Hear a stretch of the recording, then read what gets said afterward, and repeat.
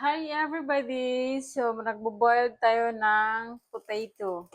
Ang lulutuin ngayon natin ngayon is try natin yung shepherd pie. It's my first time to cook. Nakita ko lang to through online or someone recommended to cook. So, I just want to try it.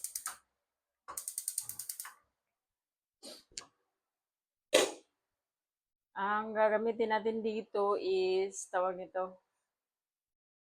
Parang maliit yung ano ko. Parang maluwag-luwag ito. Pero parang walang takip yan kasi. Kaya yun yung mahirap sa kanya. Walang takip. Try ko nga ito kung kasya. Hindi nga rin. Ito daw, ano lang siya, lutuin na until nga maluto siya. Ganon. I-check mo lang kung pwede mo na mamash. Kasi mamash pa yan, isi-set aside lang. So, gagamit tayo dito ng olive oil. It's actually yung lump or kaso wala namang lump dito. Parang rare naman siguro kung may lump dito sa wadab. Alam mo yun? Basta, nag-search ng lump, walang nakita, so pork na lang. Ground pork. So, ito na yung gagawin natin. Oh my. Dagdagan pa natin ng ito kasi yung nirecommend ni nung nagluto sa online. Kaya ito din gamitin natin. Try lang natin, wala namang mawawala.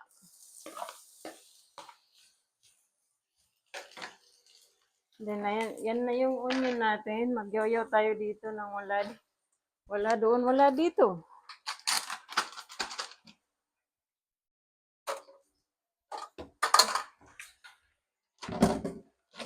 Tapos, ang nirecommend sa is yung fresh na rosemary. Wala naman tayo doon. Wala din sila, out of stock daw. So, instead, that one, lagyan ko lang to ng fresh na parsley. Kunti lang. Pero may rosemary tayo. Kaso nga lang, it's like dry siya. Okay?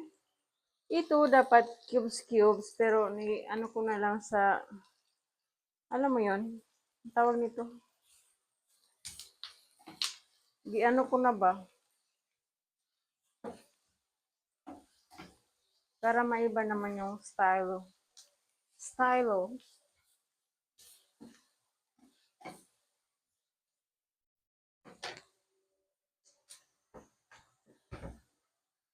Tapos sabi, lagyan daw ng, alam mo yun, yung pork or beef broth na Wala naman ako nun. Yung gagamitin ko dito is cubes lang talaga. Lagyan ko nito para may lasa.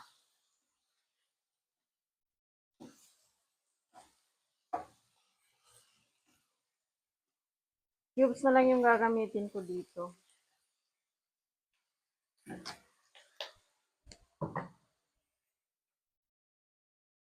So, ito na yung ground pork natin. Again, walang lump. Or pinili yung beef or lump. Hindi nag-beef pork na lang.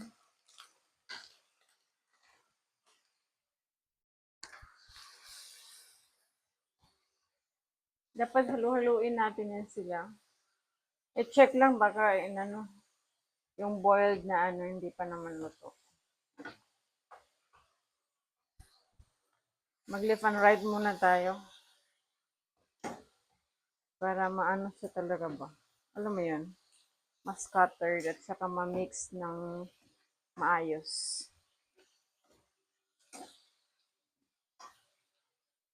Ang pagluluto ngayon, madali lang naman.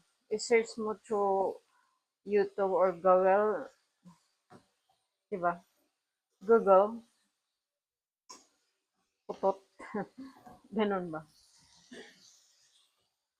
And if you like it to cook, whatever you want, then kopyahon ba? Hindi rin dito ma-pork masyado. Usually, chicken talaga.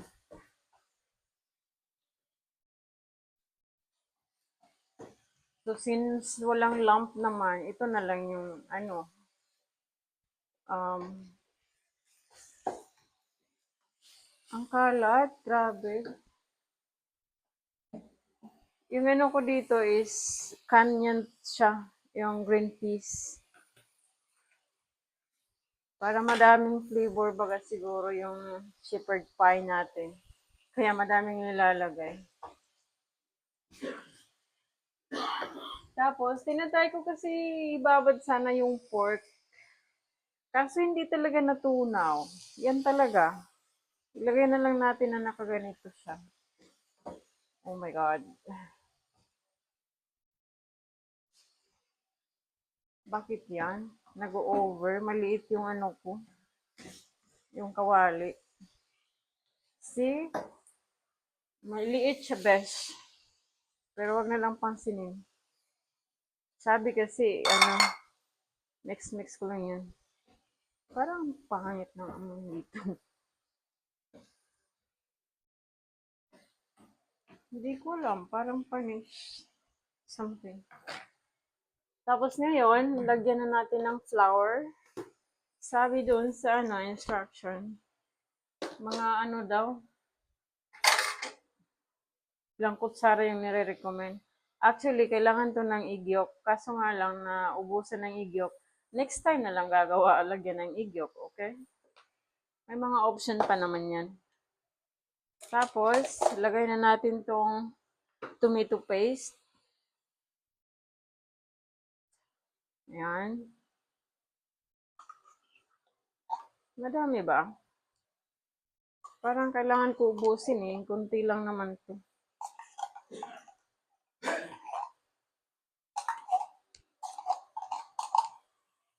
So, while nagluluto ako, parang okay na tong ko.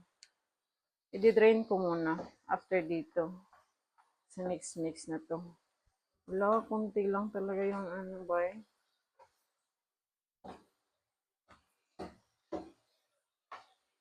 Mikos-mikos natin. Pork yun Na-dry siya. Ay, oo, kasi nga, nilagyan natin ng flour. Kaya instead watery, na-dry na siya. But anyway, lulutuin pa naman to sa oven. Grabe. Grabe naman, guys. So, alam niyo naman yung gagawin doon sa onion, ikakat lang, yung carrots. Kayo nang bahala anong gagawin niyo doon. So, ngayon, lagyan natin ng black pepper. Maria.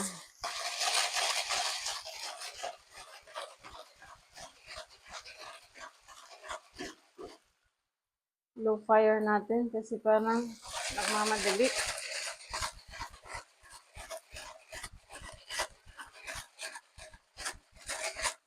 Tapos, yung dry na rosemary. Tapos, tong ewan ko. Basta. Leaves whole, sabi. Tapos, ito na yung konting fresh na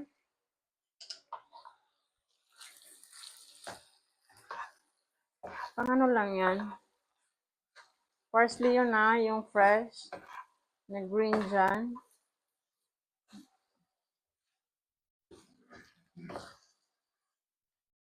Dapat yan, malicious yung result. Paano ba? Pwede bang tikman? Pwede naman siguro. Tikman nga natin. Oh, I see. Hindi ako naglagay ng salt, actually. Hindi na din dito, na din yung salt, parang no need na kasi nga yung mga ingredients dito and whatever. Gaya nung black pepper. Yung black pepper parang salt na din. Dagdagan natin konti. Salty na to eh. Salty and spicy yung black pepper.